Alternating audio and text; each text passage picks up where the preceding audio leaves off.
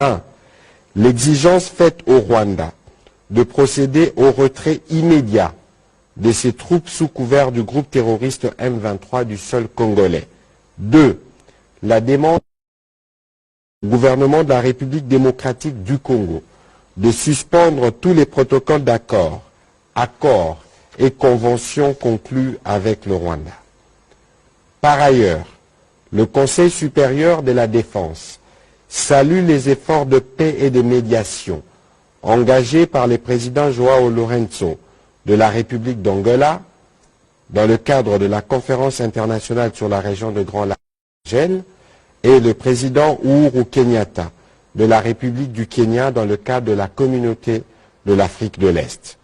Le Conseil supérieur de la défense a également salué la forte mobilisation patriotique de la population congolaise pour le soutien indéfectible à nos forces de défense et de sécurité.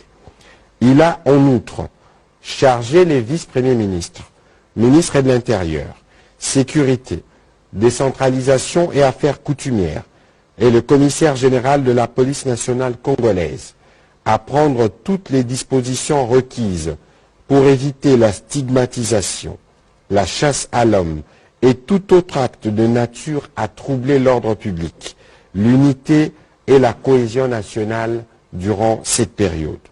Le Conseil supérieur de la défense a réaffirmé la volonté de la République démocratique du Congo de poursuivre le processus de paix de Nairobi en cours pour la pacification de l'Est du pays et de toute la sous-région. Le Conseil supérieur de la défense a demandé au gouvernement d'assurer une prise en charge immédiate de la population congolaise en détresse, victime de ces actes de barbarie et de terrorisme qui ne resteront pas impunis.